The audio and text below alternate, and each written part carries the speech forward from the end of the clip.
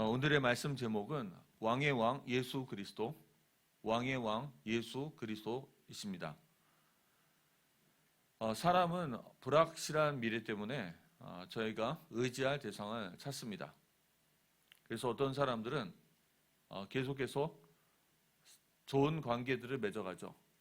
필요할 때 그 관계를 이용하기 위해서입니다. 그리고 젊은이들은 자기보다 능력이 많은 사람들하고 함께 하길 원해요. 그래서 그들을 통해서 무엇인가 배우려고 하죠. 더 좋은 직장을 찾아다닙니다. 그래서 미래를 준비합니다. 물론 이 자체는 결코 잘못된 것이 아닙니다. 문제는 그 중심에 무엇이 있냐는 것이죠.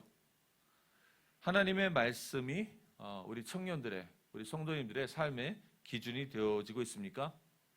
예배와 기도가 또한 하나님께 나와 하나님의 말씀을 지키는 그런 주일 예배 성수 등이 우리가 하는 선택에 있어서 우선순위로 작동하고 있습니까? 내가 세우는 계획이 하나님의 뜻을 묻고 시작합니까?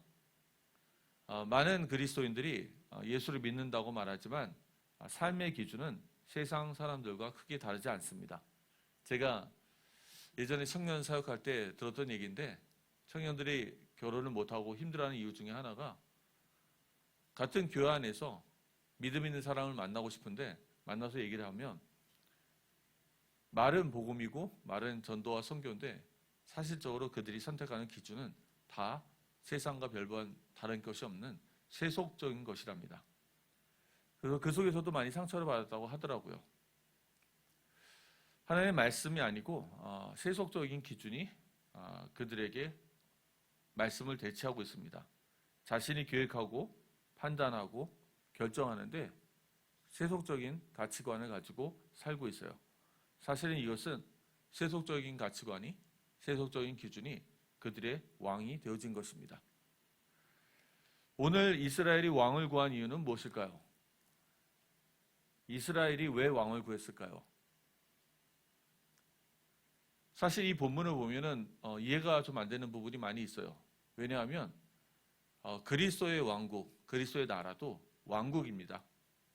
그리고 이스라엘 백성도 왕을 구하고 있어요. 그런 거 보면 조금 이해가 되지 않아요. 왕을 구하는 것이 왜 하나님을 버렸다고 얘기하는지.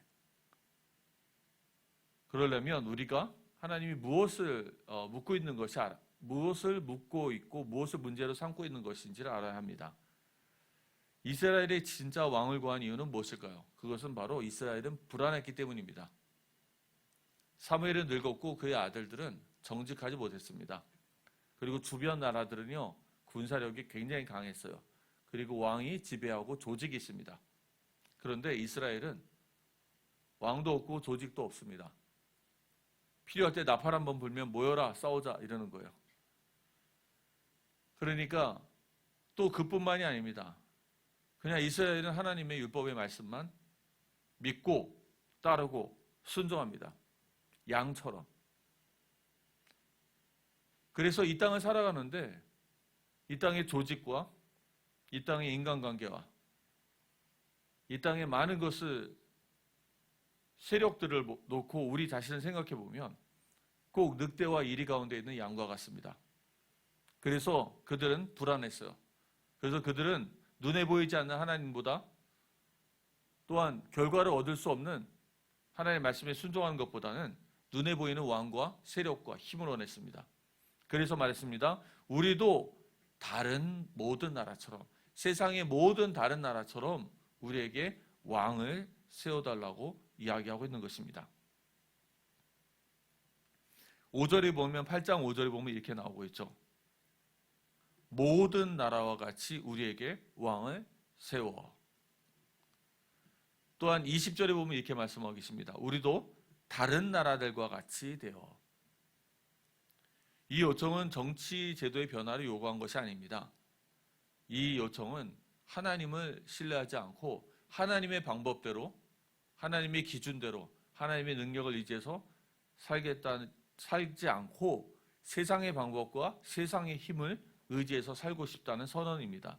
그래서 하나님은 말씀하셨죠. 8장 7절에 보면 그들이 너를 버린 것이 아니고 나를 버렸다고 이야기하고 계십니다. 이스라엘은 신앙의 길이 아닌 세상의 길을 선택했습니다. 하나님의 말씀과 통치는 눈에 보이지 않고 느슨하게 보일 수도 있습니다.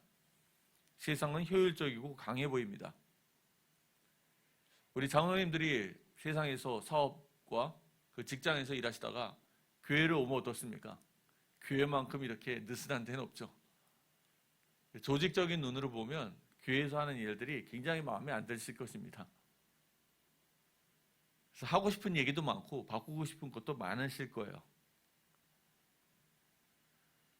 이렇게 교회를 보면, 하나님의 나라나 이스라엘을 보면 차라리 세상에 있는 조직과 그런 제도들, 그런 힘을 빌리고 싶어 합니다.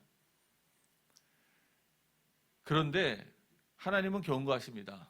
너희가 빌리고 싶어하는, 너희가 원하는 사람이 세운 왕이 너희를 다스리는 것이 아니라 너희를 이용할 것이다. 그리고 너희는 그들의 노예가 될 것이다 라고 얘기합니다. 그래서 오늘 본문에 읽었던 10절부터 18절에 나와 있는 말씀은 무슨 얘기입니까? 11절부터 얘기하죠. 너희를 다스릴 왕의 제도가 이러하니 라고 얘기합니다. 그가 너희 아들들을 데려다가 그의 병거와 말을 어거하게 하리니 그들이 그 병거 앞에서 달릴 것이며. 누구를 위하여? 그 세운 왕을 위하여. 그리고 12절에 보면 무엇이 나왔습니까? 자기 무기와 자기 병거. 13절에도 뭐라고 얘기합니까? 그리고 14절에도 얘기합니다. 그가 자기의 신하들에게 줄 것이고 15절에도 자기의 관리와 신하에게 줄 것이며 16절에도 자기 일을 시킬 것이며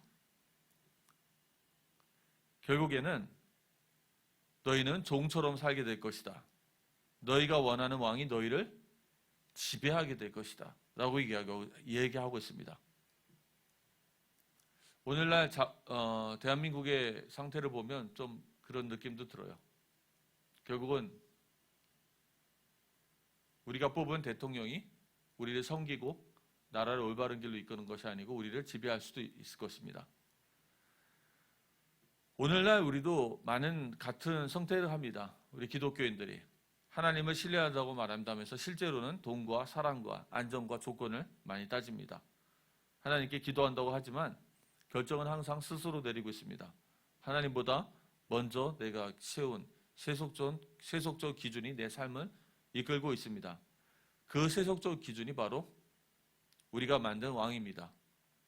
하나님은 경고하십니다. 그 세속적 기준이 너희를 구원하지 못할 뿐 아니라 너희를 지배할 것이다. 너희가 그 세속적 기준의 노예가 될 것이다. 그러면 하나님은 왜 그들의 요청을 들어주셨을까요? 사무엘은 경고했지만 이스라엘은 물러서지 않았습니다. 그래서 19절에 뭐라고 얘기합니까? 아주 노골적으로 기록하고 있습니다. 사무엘의 말 듣기를 거절하여 이르되 아니로소이다. 하나님 앞에 아니라고 말대꾸라고 있는 것입니다. 하나님의 말씀에 아니라고 얘기하고 노라고 대답하고 있는 것입니다. 하나님은 사무엘에게 말씀하십니다. 그러면 왕을 주겠다. 그들에게 왕을 주라. 이 응답은 축복이 아닙니다. 하나님은 백성의 고집을 막지 않으시고 허용하셨습니다. 그리고 그 고집의 결과로 이스라엘은 고난의 길에 들어서게 됩니다. 성경에는 이처럼 하나님의 고집들을 이렇게 허락하시는 부분들이 많이 나옵니다. 민수기 11장에는 백성이 만나 먹는 것도 질렸습니다. 메추라기 주세요 라고 불평하고 원망하고 떠들어야 됩니다. 그래서 하나님이 메추라기를 주셨지만 한 달 내내 주셨어요. 먹고 뱉어져 죽으라고. 그리고 심판받아서 많은 사람이 또 죽었습니다. 시편 106편 15절에 보면 그들이 요구한 것을 주셨을지라도 그들의 영혼은 쇠약하게 하셨다.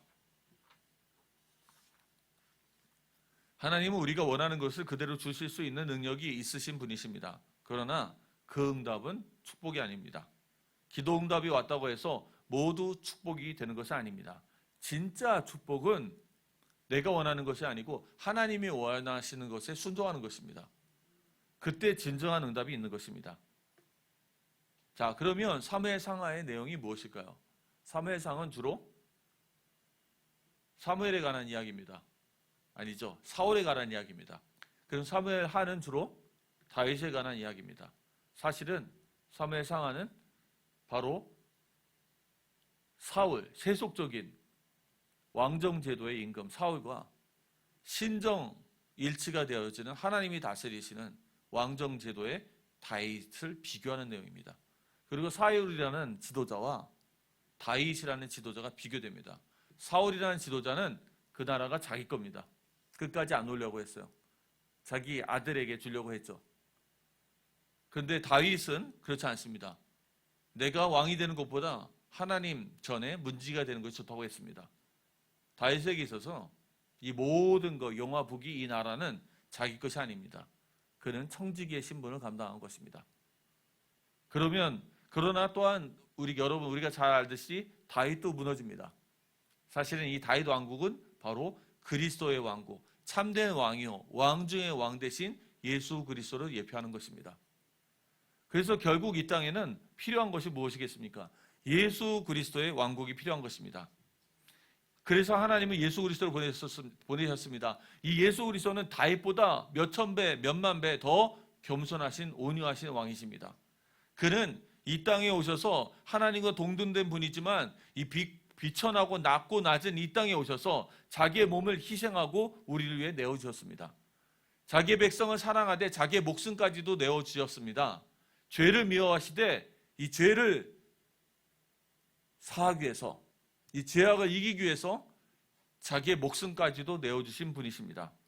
그분은 너무나 겸손하게 이 땅에 오셔서 하나님 나라의 영광을 위하여서 죄인을 위하여, 의인도 아니고 죄인을 위하여 자기를 피 흘리시고 또한 부활하여서 하나님의 우편에 앉아 계시며 지금도 왕 중의 왕으로 이 땅과 이 민족과 만민을 다스리고 계십니다. 우리가 이제부터 철저하게 의지하고 믿고 순종해야 될 왕은 예수 그리스도 되십니다. 우리가 이 땅에서 전파되어야 될 참된 왕은 왕 중의 왕은 예수 그리스도 되십니다. 그분은 우리를 사랑하시고 우리를 희생하시며 우리를 착취하고 우리를 노예 삼는 분이 아니십니다. 우리를 위해 희생하고 우리를 사랑하시며 참된 부친과 같이 우리를 위해 모든 길을 여시는 온유하시고 능력이 많으시나 겸손하신 왕 중의 왕이 되어지십니다. 사랑하는 성도님들, 마지막 권면입니다. 이제부터는 왕의 자리를 바꾸십시오. 만약 내가 내 마음의 왕자의 왕자였다면, 세속적인 기준이 나의 기준이 되고 나의 왕이 되어져 있다면 이제부터는 모든 것을 내려놓으시고 하나님의 말씀의 뜻에 순종하시길 바랍니다. 하나님께 순종하고 예수 그리스도를 참된 왕으로 모셔드리시길 바랍니다. 세상의 방식, 내 경험, 내 판단, 세속적 기준이 여러분을 지배하고 있지는 않습니까? 그렇다면 여러분은 그의 노예가 될 것입니다. 사랑하는 성도님들, 이제부터는 예수 그리스도를 참된 왕, 왕 중의 왕, 여러분의 주인으로 모셔드리기 바랍니다. 예수님은 정죄하지 않으십니다. 지금이라도 회개하고 돌아오는 자들을 용서하고 다스리십니다. 그러면 예수 그리스도께서 참된 왕이 되어주신다면 그분이 여러분을 지켜주시고 보호하시고 여러분의 무너진 모든 것들을 회복시켜 주실 것입니다. 두 번째 권면입니다. 복음은 삶에서 나타납니다. 우리가 복음을 전한다고 하지만 만약에 말과 삶이 다르다면 전도는 열매를 맺지 못합니다. 우리가 전도해서 많은 사람들이 왔는데요. 그들이 우리가 하는 행동과 그들이 교회 안에서 우리가 하는 모든 것들을 보고 교회를 떠납니다.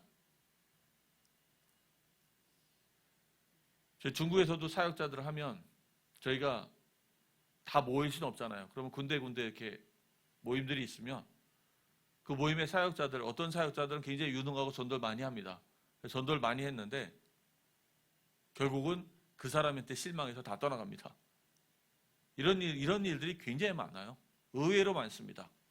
그래서 전도를 잘하고 열심히 하고 한다고 그 사람이 진정으로 믿음의 사람은 아니에요. 복음은 삶에서 드러나야 합니다. 그래서 이스라엘이 하나님을 말하면서 실제로는 세상의 방식대로 살고 있다면 사람들은 결국은 우리한테 실망하고 결국은 복음을 신뢰하지 않을 것입니다. 이런 말들이 있죠. 백문이 불여일견이다. 100번 듣는 것보다 한 번 보는 게 나은 거예요. 복음은 입으로만 전해지는 것이 아니라 삶에서 나타나야 합니다. 그래서 우리들의 삶 가운데 예수 그리스도께서 왕으로 오셔야 하는 것입니다. 그래야 우리가 전하는 복음이 설득력이 있습니다. 힘이 있습니다. 능력이 있습니다. 말보다 삶이 더 강력합니다. 복음을 따르는 삶은 선한 영향력을 미칩니다. 복음을 떠나는 자는 어느 현장에 있든지 영적 리더십을 갖게 됩니다. 다른 사람들이 그 사람하고 함께 있으면 믿음이 생겨요. 우리 예수교회 안에 모든 중직자들이 이 믿음의 사람들이 되시길 바랍니다. 예수 그리스도께서 참된 왕으로 우리를 다스리기 원합니다. 이때 청년들이 우리 부모를 보고 중직자들을 보고 나도 믿음으로 살면 하나님이 함께 하실 것이다 라는 믿음을 갖게 되는 것입니다. 그런 삶을 통해서 전도가 이루어지는 것입니다. 다락방에 있었을 때는 전도가 모든 것의 목표였죠. 그렇다면 정통의 복음에 있어서는 전도와 선교는 성화의 열매입니다. 예수 그리스도께서 우리의 주인이 되시고 우리의 왕이 되시는 열매로 드러나는 것이 전도인 것입니다. 이 전도 열매는 영접 몇 명 했다가 없어지는 것이 아니고요. 지속적으로 맺히는 열매인 것입니다. 그래서 저는 결단을 내렸어요. 제 평생 전도 운동은 그냥 종이를 이렇게 불로 태우는 확 타오르는 전도 운동이 아니고 피라미식 전도 운동을 하기로 했습니다. 뭐냐면 밑으로 내려가는 거예요. 우리 때는 요거밖에 안 돼도 우리 후대 때 더 많은 영혼들이 참된 믿는 사람들이 늘어나면 됩니다. 구원받은 사람들, 진짜 영접한 사람들, 그냥 영접 기도가 아니고 진짜 영접하고 거듭난 사람들이 계속 늘어나면 됩니다. 예손의 10년 뒤, 예손의 20년 뒤, 예손의 100년 뒤에 더 많은 거듭난 그리스도인들이 세워지기를 참으로 기대합니다. 세 번째 권면입니다. 이제는 복음을 전파하십시오. 예수께서 참된 왕이 되어주십니다. 우리의 참된 구속자가 되어주셨습니다. 우리 위해 십자가상에서 희생하심으로 우리의 구원의 유일한 길이 되어주셨습니다. 이제는 예수 그리스도의 복음을 증거하는 것입니다. 이 예수 그리스도께서 증거되어지고 이 이름에 회개하고 이 이름을 믿고 이 이름을 왕으로 모신 모든 자들은 그들의 삶이 회복되어지고 치유되어질 줄 믿습니다. 모든 속박에서 해방되어지는 것이죠. 하나님은 우리를 이 복음을 전하는 자로 부르셨습니다. 이 위대한 예수 그리스도, 우리는 부족하고 연약하지만 우리의 그리스도 예수는 위대하십니다. 왕의 왕 되신 이 예수 그리스도, 이 복음을 전하고 할 때 이 복음을 전하는 자와 하나님이 함께 하시고 우리의 삶을 통해서 하나님이 능력을 나타내실 것입니다.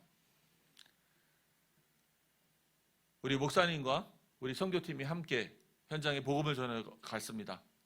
그곳에서도 그들의 삶의 일투족을 통해서도 하나님의 영광이 드러나길 기대합니다. 그리고 우리 목사님과 우리 선교팀의 언행을 통해서도 복음이 더욱더 확산되어지길 기대합니다. 그래서 태국에서도 하나님의 영광이 임하길 기대합니다.